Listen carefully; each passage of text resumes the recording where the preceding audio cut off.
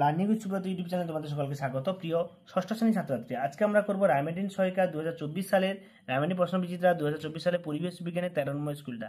আগের ক্লাস পর্যন্ত আমরা 12 নম্বর স্কুলটা করেছিলাম, আজকে আমরা 13 নম্বর স্কুলটা করবো। তো যারা চ্যানেলে নতুন তোমরা সাবস্ক্রাইব করো, লাইক করো, শেয়ার করো, বন্ধুদের কোনো সমস্যা থাকলে কমেন্ট বক্সে লিখবে। তো দেখো আমরা কথা না বলে পড়ার দিকে এগোচ্ছি। তো তোমাদের 13 নম্বর স্কুলটা দেখো, আমরা এক এক করে সমাধান করছি। প্রথমে যে একটি সরল যন্ত্রের উদাহরণ আমি একটু জুম করে দেখাচ্ছি যাতে তোমাদের সুবিধা হয়। একটা সরল যন্ত্রের উদাহরণ হচ্ছে কলম। জলজ রেশম কাকে বলে? শ্যাওলাকে। শক্ত চুল নির্মিত খোলকে নরম ও মাংসর পথ কোন পর্বের প্রাণী? কম্বোজ। এটা 21টা এমসিকিউ দিয়েছে। মানুষের হাত কোন শ্রেণীর লিভার? তৃতীয় শ্রেণীর লিভার।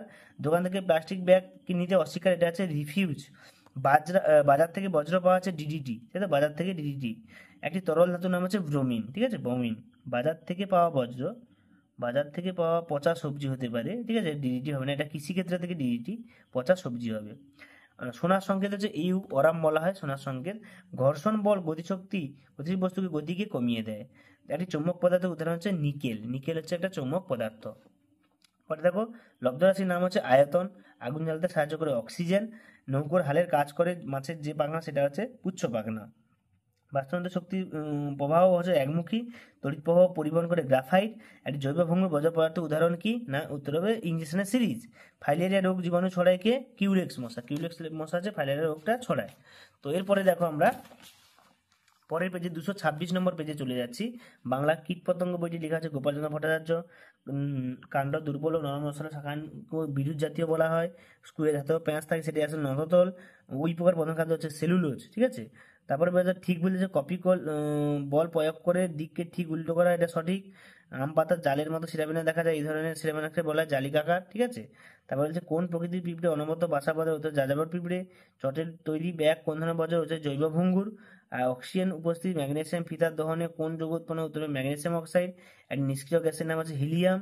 তারাবাতি পোড়ালে কোন শক্তি কোন শক্তি রূপান্তরিত হয়? রাসায়নিক শক্তি থেকে তাপশক্তি। এরপরে দেখো কোন যন্ত্রের সাহায্যে দিবে? অক্সানোমিটার। তারপর বলছে দেখো ধানের খোসা ছাড়ালে দ্বিবীজপত্রী, এটা ভুল।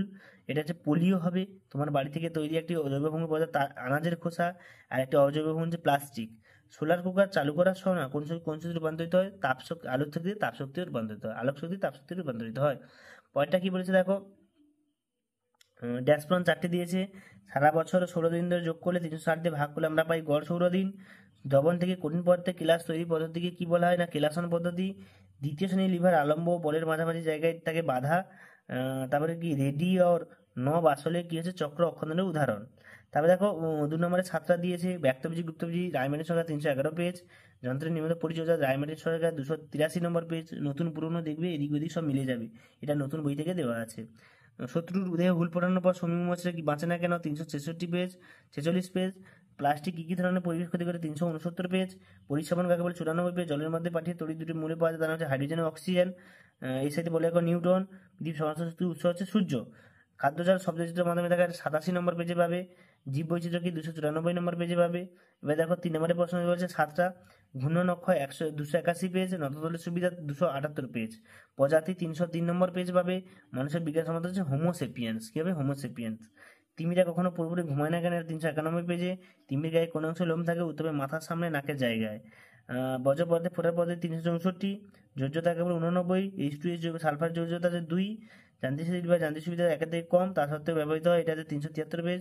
ওজন মাপা যন্ত্রের নাম হচ্ছে স্প্রিং তুলা যন্ত্র। ওজন মাপা হয় স্প্রিং তুলা যন্ত্রে। স্মৃতিশক্তি গতিশক্তির মধ্যে পার্থক্য, এটা 194 পেজ। পরিশ্রম করলে আমাদের যে শক্তি উৎপন্ন হয় তা কোথা থেকে পাই? খাদ্য থেকে পাই। জিনিয়ামের 186 পেজ। আয়তক্ষেত্রের ক্ষেত্রফল হচ্ছে দৈর্ঘ্য প্রস্থ।